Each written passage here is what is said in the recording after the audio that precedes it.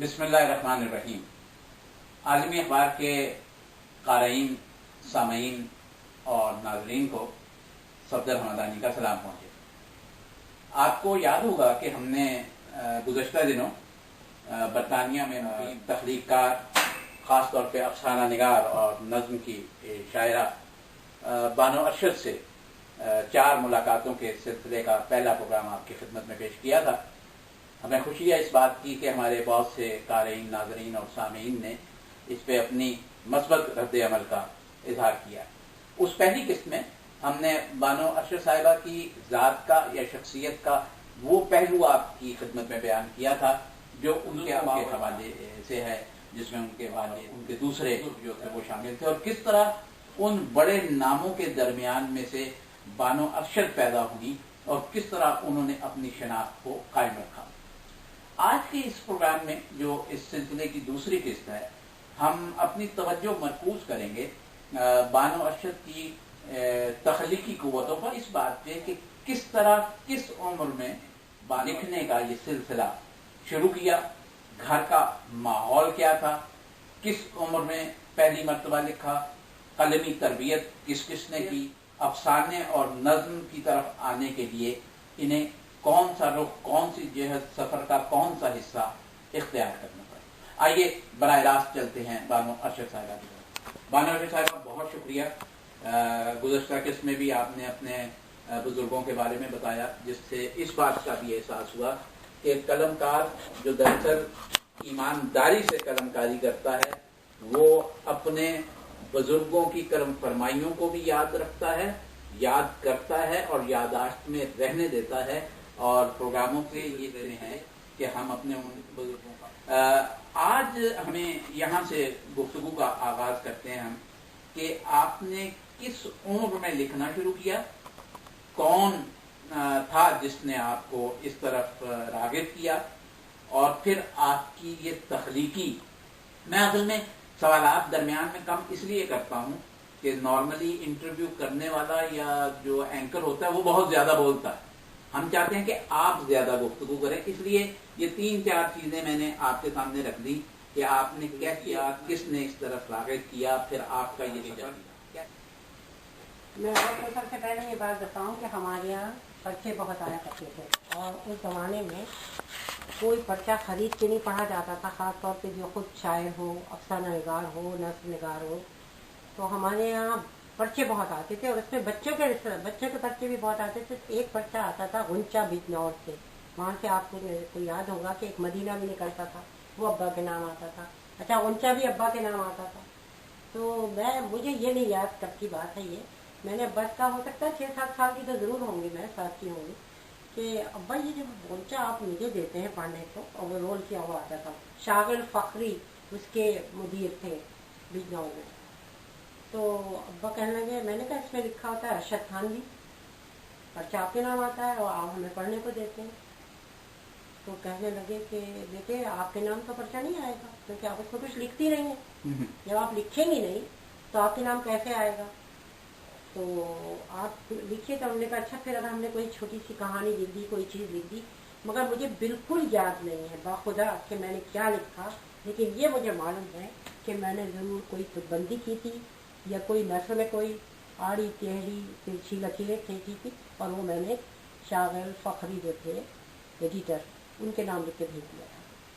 تو وہ پرچہ پھر آنے لگا شہر بانو بنت ارشد تھانوی، اور دلچسپ بات یہ کہ مجھے بنت کے معنی بھی نہیں معلوم تھے۔ میں نے کہا کہ یہ بنت کا کیا مطلب تھا، میں نے شاید اس کو بنت پڑھا بھی نہیں تھا، بنت یا بنت کچھ ایسا پڑھا تھا، جیسا میں آپ کو پہلے بھی بتا چکی ہوں۔ تو ابا نے کہا کہ نہیں، بنت کے معنی ہوتے ہیں بیٹی۔ تو میں نے کہا دختر، کہنے لگے نہیں دختر بھی ہوتا ہے لیکن بنت بھی ہوتا ہے۔ تو وہ پرچے میں نے، مگر یہ مجھے بتایا گیا تھا وہاں پر پاکستان میں بھی کہ میں نے اس میں کچھ چیزیں بھیجی تھی جو پرچہ آنا شروع کی، لیکن ہوا یہ کہ میں جب، تو ظاہر ہے میں 12-13 سال کی تھی، میں 13 سال کی تھی، وہاں پر کتابیں لینے گئے عمران بھائی کے ساتھ، عمران ارشد آپ کو پتہ ہے وہ بھی افسانہ نگار تھے، اور ان کی بھی 2-3 کتابیں آ چکی ہیں۔ تو ان کو یہ چاہتے تھے کہ ہماری بہنیں پڑھ جائیں، اور میری والدہ کو بہت شوق تھا کہ لڑکیاں ضرور پڑھیں، ان کی اپنی حالات زندگی کی وجہ سے۔ तो भानिया मुझे बाजार लेकर गए और मैं उनके साथ गई, तो मैं गिर गई। बस पे चढ़ रही थी, मुझे लंबा होने का शौक था, तो मैंने हील पहनी, मैं बात बता रही हूँ। तो जब मैं वापस आई तो उसके बाद दूसरे दिन मैं स्कूल गई।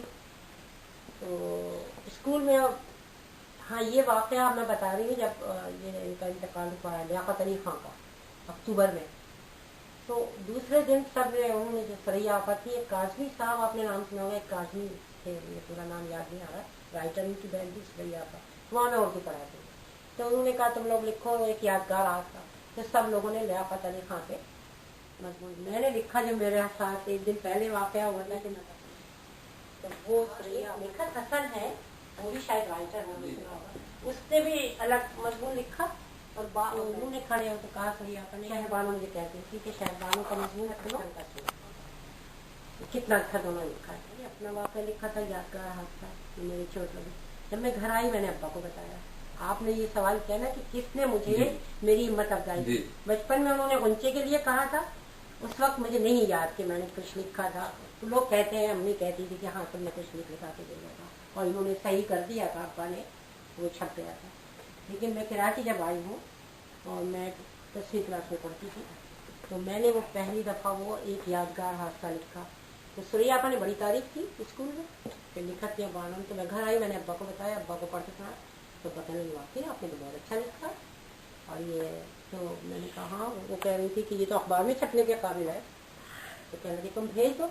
आप लोगों के ध्यान में होगा कि जंग अखबार का एक सफ़ा जब अदबी होता था, उसका आधा हिस्सा बच्चों के लिए वो शायद कराची की बात बता रही, मैंने लिख के भेज दिया और वो छप गया। तो वहाँ से मेरी भाभी के भाई का वहाँ से ढाका से खत आया या फ़ोन आया कि तुमने तो बड़ा अच्छा मजमून लिखा, तुम तो बड़ी अच्छा लिखती हो। एक तो ये मुझे फीडबैक मिली, फिर अब्बा को मिली। वो मेरी पहली चीज़ एक यादगार हादसा जो मेरे साथ वाक़या पेश आया था, क्योंकि शायद 5 मिनट को मेरी याददाश्त चली गई थी, तो उसका लोग बाद में मजाक भी उड़ाते थे। तो वो मैंने कहानी लिखी थी स्कूल में, वो मेरी पहली चीज़ छपी। अच्छा, तो फिर ये सफर आगे अब मैं बताती हूँ आगे क्या हुआ उसके बाद। अच्छा, मुझे इत्तेफाक की बात यह कि मुझे पढ़ने का तो शौक था, लेकिन मुझे उर्दू से कोई ज़्यादा दिलचस्पी नहीं थी, क्योंकि मेरा अपना मुस्तकबिल था, मैं चाहती थी मैं डॉक्टर बनूँ। और जो भी हालात हुए, दाखिला नहीं हुआ या हुआ, पैसे नहीं थे घर में, जो भी वजह थी, तो मैं उसमें नहीं जाती। अब मैं आई फर्स्ट ईयर में, तो इस्लामिया कॉलेज में दाखिल हुई जो कराची में। वहाँ पर एक हमारे लेक्चरार थे, एक थे, उनका नाम मेरा ख्याल मुनासिब नहीं होगा मैं उससे याद करूँ। वो छोटे से खत के थे, लेकिन बहुत ज़हीन थे, बड़ा अच्छा पढ़ाते थे, और मैं ज़रा तवज्जो का मरकज़ भी उनकी हो जाती थी, क्योंकि मैं हाजिर जवाब थी। मुझे ये ख्याल नहीं आता था क्लास में कि 100 लड़के बैठे हैं या 200 लड़के इफ्तार के दिन बैठे हैं या 25-30 लड़के हैं और हम काम पर क्या होते हैं। मैं फ़ौरन जवाब देती। खैर कश्मी हमने उर्दू पढ़ाते थे फर्स्ट ईयर में, तो वो कभी कभी कोई ऐसा सवाल पूछते थे जिसका जवाब मेरे पास मौजूद होता था, और मैं खड़े होके, जैसे उन्होंने कहा कि मीर तकी मीर पढ़ा रहे थे, गालिबन या गालिब पढ़ा रहे थे, तो उन्होंने कहा कि वो है ना कि हम वहाँ हैं जहाँ से हमको भी खुद हमारी खबर नहीं आती, कि कोई बता सकता है कि इसी ख्याल को किसी और शायर ने। मैंने खड़े हो कहा कि बेखुदी ले गई कहाँ हमको, देर से तकी मीर का, और एक और ऐसी है गालिब का मीर। तो मैं, क्योंकि अब्बा ने मेरे साथ एक बहुत अच्छी बात की थी बचपन में, जब मुशायरा होता था भोपाल में, जब आपने पूछा मुझे कहाँ से ये मेरी हिम्मत अफजाई हुई, तो घर में भी हमारे मुशायरा होता था बैठक में, जो मैंने अपनी किताब में जिक्र किया। अब्बा मुझे ज़रूर अपने पास बिठाते थे, मामू जान तो ख़ास तौर पे मुझे अपनी गोद में बिठा लेते। तो वहाँ पर मैंने वो माहौल देखा था, और वो अब्बा ये करते थे कि दाल की दोई उठा के लाते थे और ऐसे करते थे कि अब हमारी बेटी, सबसे पहले हमारी बेटी मुशायरा शुरू करेगी। तो कहते थे सुनाओ, तो मुझे वो लपे आती है दुआ बन के, और इस्माइल मेठी की, और रब का शुक्र अदा कर, कहानी याद थी, लपे जो भी थी, इकबाल की, और गालिबन इकबाल उस ज़माने में बहुत मशहूर हो रही थी, इस्माइल मेठी और इकबाल। तो वो मैं और ये समझ के सुनाती थी कि ये मेरी शायरी है, यानी अब लोग समझ रहे हैं ये मेरी शायरी है, और दूसरी की पूरी दुनिया में सुनी जा रही है। तो वो कहते थे रेडियो ज़माने टीवी नहीं आया। तो इस तरह से मेरी जो अब्बा ने थोड़ी सी मेरी तुम लिखो बेटी, لیکن وہ مجھے مشاعروں میں سال آپ کو معلوم ہے میں مشاعرہ ہوتا تھا جس میں دنیا بھر سے یہ ساغا نظامی اور جگر یہ تمام لوگ آتے بیٹھک میں بھی اس کا میں نے کتاب میں بھی لکھا ہے کہ ایک مشاعرہ بھی ہوتا تھا. لیکن ابا کی خاص عادت تھی اور مامو جان کی کہ یہ مجھے ضرور اپنے ساتھ بٹھاتے تھے. تو میرا یہ خیال ہے کہ لاشعوری طور پہ شعوری طور پہ نہیں لاشعوری طور پہ میری تربیت ہو رہی تھی. تو وہاں سے میں کہوں گی مگر میں نے آ کے پہلا مضمون جو لکھا تھا وہ میں نے بتایا کہ لیاقت علی خان پر جب گولی لگی ہے تو ان پہ سب نے لکھا اور میں نے اپنی ذات پہ لکھا کہ ذرا ہٹ کے ہو. پھر اس کے بعد میں نے فرسٹ ایئر میں جب آئی تو وہ میرے ایک لیکچرار تھے اس کا وہ میرے پاس ہے نہیں اتفاق سے اس کا ریکارڈ وہ صفائی سائیکالوجی میں رسالہ نکلتا تھا. عروج سیدہ عروج تھی آپ نے نام سنا ہوگا کراچی میں بڑی اچھی رائٹر تھی اور ایڈیٹر تھی سائیکالوجی کی. تو اس میں میرا مضمون بھائیوں نے اٹھا کے دیکھا میرے کمرے میں رکھا تھا وہ پوچھا بھی نہیں اور اٹھا کے ان کو بھیج دیا. اچھا میں پوچھنا بھی یہ چاہ رہا تھا کہ آپ کو ڈیفینیٹلی یاد ہوگا کہ آپ کی سب سے پہلی تخلیق شائع کہاں ہوئی تھی کیا تھی؟ ہاں وہ یاد ہے وہ میں نے بتایا ابھی سائیکالوجی جو وہاں کا ایک کراچی کا بڑا نامی گرامی پرچہ تھا. اچھا دوسرا مضمون میں نے لکھا تھا ایک ایسی واقعہ خاندانی واقعہ تھا تو وہ میں نے لکھا تھا. تو وہ بھی عمران بھائی یہ عمران بھائی نے کیا دونوں دفعہ میں نے کہ یہ میرے کمرے میں جاتے تھے جو میری میز تھی کمرہ کیا تھا وہاں تو چھوٹے سے گھروں میں رہتے تھے. تو میز پہ میں نے کچھ لکھا تو بھائی نے اٹھا کے لے گئے اور کوئی اس میں ایک نقطہ نہ لگایا نہ نکالا اور وہ انہوں نے مشرب اتنی نکلا. تو اس میں میری تصویر بھی بھائی میں نے اور وہ ریکارڈ میرے پاس نہیں تھا. جب میری پہلی کتاب آنے والی تھی آئی تھی تو حمایت علی شاعر یہاں لے کر آئے وہ ریکارڈ کہنے لگے تمہیں معلوم ہے کہ تمہاری تصویر میری تصویر ساتھ چھپی تھی اور تمہارا ایک افسانہ چھپا تھا وہ میرا دوسرا افسانہ. اچھا یہ مناسب موقع ہے یہاں میں ذرا سا آپ سے یہ بھی پوچھتا چلوں کہ اب تک آپ کی کون کون سی کتابیں آئی ہیں کس کس فن میں شائع ہوئی ہیں اور آگے کیا پروگرام ہے؟ میری کتاب پہلی جو آئی میرے اصل میں ہوا یہ تھا میں بتاتی ہوں. ہاں جی جی جی میں یہ بتاتی ہوں کہ میں افسانے لکھا کرتی تھی یہاں پر. میں نے جب مجھے وقت ملا اور میرے بچے بڑے ہو گئے اور میرے شوہر سے علیحدگی ہو گئی قانونی طور پر پھر میں نے قلم اٹھایا اور اس کا کریڈٹ میں عمران بھائی کو دیتی ہوں کیونکہ عمران بھائی نے یہ کیا تھا جب تک علیحدگی نہیں ہوئی تھی. ہاں بھائی میں نے ایک دفعہ کہیں یہاں بیت بازی ہونے والی تھی اور وہ جو ہے نا آپ کو نام سنا ہوگا ان کا زیدی صاحب عباس زیدی. جی جی جی تو عباس زیدی یہاں پروگرام کراتے تھے تو عمران بھائی نے ان سے کہیں بیٹھے تھے کسی کے گھر میں وہاں عدیل بھی بیٹھے تھے عدیل سے دیکھے تھے. تو بھائی میں نے کہا کہ تم کہنا ہم ایک بیت بازی کرانا چاہتے ہیں. تو عمران بھائی کہنے لگے ارے بانو کو تو لاکھوں شعر یاد ہیں ہزاروں نہیں لاکھوں اور بانو کو تم کہو. تو انہوں نے کہا کہ وہ ابھی بھی یاد ہوں گے. تو انہوں نے کہا بالکل اس کو اگر لاکھوں نہیں یاد ہے تو ابھی تک اس کو ہزاروں یاد ہوں گے. انہوں نے ایک بیت بازی کی تو میں عباس اس ملک میں عباس زیدی کو سب سے پہلے یہ کریڈٹ دوں گی کہ وہ ہے نا کہ وہی ہم کو بام پہ لائے ہے نا. انہوں نے مجھے بیت بازی میں حصہ لیا. میں نے کہا ایک شرط ہے کہ خواتین الگ ہوں گی اور مرد الگ ہوں جس میں عدیل ہمارے پتہ نہیں اپوزٹ تھے یا جو بھی تھی یاد میرا لیکن ہم لوگوں نے حصہ لیا اور ہم لوگ جیت گئے. اس میں ایک شاعرہ تھی ایک میں تھی ایک شمیل تھی ایک نظرت ہے لکھنؤ کی وہ تھی ہم چاروں. تو وہ یہاں پر پہلی مرتبہ جو کہ میرے شوہر پاکستان گئے وہ ان چیزوں کو وہ پسند نہیں کرتے تھے کہ خواتین جو ہیں وہ منظر عام پر آئے زیادہ. لیکن عمران بھائی نے کہا چلو بانو کسی کے گھر ہم جا رہے ہیں تم بھی چلو. وہاں پہ بھائیوں نے کہا اس کو تو لاکھوں شعر یاد ہیں. تو وہ مجھے لاکھوں تو خیر نہیں میرا خالی اب سینکڑوں یاد ہوں گے.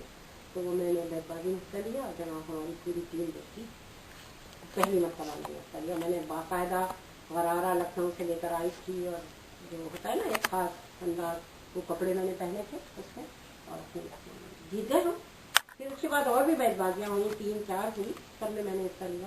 لیکن وہ پہلی مرتبہ جو میں اس پر آئی ہوں منظر عام پر جیسے کہتے ہیں اسٹیج پہ اور اس سے بھی پہلے غالباً یا اس کے بعد 84 میں ہاں 83-84 میں غالباً مجھے یاد نہیں ہے کہ بیت بازی میں پہلے آئی ہے. ان کا فون آیا عباس زیدی کا. میں ان کا نام ضرور لوں گی جیسے آپ کا بہت سے لوگ نام لیتے ہیں، کیونکہ وہ نہ تو شاعر، نہ نثر نگار، نہ ادیب، لیکن یہاں پروگرام کرتے تھے. آپ نے سنا ہوگا اس زمانے میں بہت پروگرام، مگر معلوم نہیں، مجھے نہیں معلوم کہ انہیں میرے اندر بغیر مجھ سے ملے ہوئے بس ایک دفعہ بھی بیت بازی ہوئی. وہ بھی گھر میں دیکھا تھا میں نے. انہوں نے کہا کہ یہ بانو لکھتی ہے. تو انہوں نے مجھ سے کہا کہ حمیدہ معین رضوی ایک ہے. میں نے کہا یہ کون ہے؟ میں کسی کو جانتی نہیں تھی جب باہر نہیں گئی ہو گیا. جی جب میں جانتی نہیں تھی نا تو میں کیسے، میں نے کہا کون ہے حمیدہ معین رضوی؟ میں نہیں جانتی. ابا زیدی نے مجھے فون کیا، ٹیلی فون کیا کہ بانو ہم اردو مرکز میں جو افتخار عارف کا خلیل لیکچر تھے کر جہاں پروگرام ہو رہا ہے، اور حمیدہ معین رضوی کی کتاب مردہ لمحوں کے زندہ صنم یا زندہ لمحوں کے مردہ صنم کچھ نام تھا، موٹی کی کتاب کی، اس کی رونمائی ہے. میں چاہتا ہوں بانو کو میں پڑھوں. تو انہوں نے حمیدہ سے کہا پہلے، تو حمیدہ نے کہا بانو کون ہے ہم نہیں جانتے. افتخار عارف سے کہا، افتخار عارف نے کہا کون ہے بانو. دونوں نے منع کر دیا. لیکن عباس زیدی نے کہا، کیونکہ وہ کروا رہے تھے، حال وہ تھا، انہوں نے کہا اگر بانو نہیں پڑھے گی، آپ یہ دیکھیے مجھے بالکل نہیں جانتے ہیں، کوئی بیت بازی میں حصہ لیا تھا بھائی، اگر بانو نہیں پڑھے گی تو پھر یہ پروگرام میں نہیں کریں. یہ مجھے بتایا گیا تھا، عباس زیدی نے بتایا عمران سے. خیر صاحب وہ مجبور ہو گئے دونوں. میں نے مضمون پڑھا. یہ دلچسپ قصہ میں آپ کو سنانے جا رہی ہوں. پہلی دفعہ جب میں اسٹیج پہ آ کے کچھ پڑھا، محمود ہاشمی کا آپ نے نام سنا ہوگا، یہ والے نہیں، محمود ہاشمی جو دہلی میں، وہ اس کی صدارت کر رہے تھے اس پروگرام کی. خلیل لیکچر کہتے ہیں. کہ افتخار عارف نے کہا کہ نہیں بانو سے نہیں پڑھوائیں گے، اور وہ اتنا بڑا ناقد ہے اور ہے یہ ہے وہ ہے. عباس زیدی اڑ گئے. مجھے وجہ نہیں معلوم کہ وہ کیسے پہچان گئے کہ یہ لڑکی جو ہے یہ اچھا لڑکی ہے. کہنے لگے تم لکھو. میں نے کہا نہیں میں چائے بنا دوں گی. فون پہ میں نے یہاں ٹیلی فون رکھا تھا. میں نے کہا میں چائے بنا دوں گی، میں کیا لکھوں گی، مجھے کچھ نہیں آتا جاتا. کہنے لگے نہیں تمہیں پڑھنا ہونا. یقین کیجیے میں نے لکھا اور نہ میں نے کسی کو دکھایا. اور وہاں جا کے میں نے پڑھا، اور وہ محمود ہاشمی وہاں بیٹھے تھے. تو میں نے مزاحیہ تھا وہ شروع میں. اس کے بعد پھر میں نے ان کی کتاب سے بات کی. تو حمیدہ کے پاس میں گئی. اب حمیدہ ہی نہیں مجھے معلوم کون ہے. قرۃ العین حیدر جب 84 میں یا 83 میں یہاں پہلی دفعہ آئی تھی تو لوگ قرۃ العین حیدر کے ارد تھے، اور میں حمیدہ کو ڈھونڈ رہی تھی. تو سلطان فاروقی سے میں نے کہا، میں غیر ضروری بات تو نہیں کر رہی ہوں، میں نے سلطان فاروقی سے کہا سلطان صاحب مجھے بیت بازی کی وجہ سے بھی اور مشاعروں میں جا کے میں داد دیتی تھی، لکھتی نہیں تھی اس وقت. تو سلطان فاروقی بھی مجھے بہت پسند کرتے تھے کہ یہ سخن فہم ہے. تو خیر کیا ہوا کہ وہاں پر میں نے پوچھا، میں نے کہا سلطان بھائی ایک بات بتائیے کوئی حمیدہ معین رضوی ہے؟ کہ ہاں. میں نے کہا وہ ان کی کتاب کی رونمائی ہونے والی ہے، مجھے کہا گیا لکھنے کو. نہ میرے پاس کتاب ہے، نہ میں نے جانتی ہوں، نہ میں نے کبھی پڑھا. کہنے لگے تم دیکھو وہ، میں بالکل یہ صحیح بات کہوں ان کے جملے، وہ قرۃ العین حیدر کے پروانوں میں ہوں گے، یعنی ان کے ارد گرد چکر لگائیں گے. پھر میں وہاں گئی. میں نے جا کے میں نے کہا کہ مجھے حمیدہ معین رضوی کی تلاش ہے. تو کہنے لگے وہاں بدولت یا بندہ ناچیز قسم کا کوئی جملہ ہوگا کہ وہ میں ہوں. ارے میں نے کہا اچھا آپ کی کتاب آئی ہے. بس انہوں نے جو سوالات کیے وہ میں یہاں بتانا نہیں مناسب سمجھتی کہ جس میں میرا خط جو تھا چھوٹا ہو رہا تھا بہت، لیکن میں نے پرواہ نہیں کی کیونکہ غفار بھائی ان کا عباس زیدی کا حکم تھا. میں نے کہا کہ ایسا ٹھیک ہے آپ میرے گھر آ جائیے، لیکن آپ کھانے پائیے ہمارے ساتھ، پھر میں آپ سے بات چیت کرنا چاہتی ہوں اور اپنی کتاب مجھے دے دیجیے. پھر انہوں نے کتاب دی، وہ میں نے پڑھی، موٹی سی کتاب تھی وہ. پھر وہ آئی، میں نے ان کا انٹرویو کیا، پھر میں نے ان کو مضمون پڑھا. اور میں نے کہاں پہلی دفعہ پڑھا کہ میرے لیے بڑی، یعنی اس وقت میرے لیے بہت عزت کی بات تھی کہ وہ جو خلیل لیکچر تھیٹر ہے، افتخار عارف وہاں کا اسٹیج، وہاں پر میں نے، اور محمود ہاشمی اس کی صدارت کر رہا ہے، اور بانو وہاں پر مضمون پڑھنے میں. یقین کیجیے کہ وہ دن جو تھا میری زندگی کا سب سے اہم دن تھا.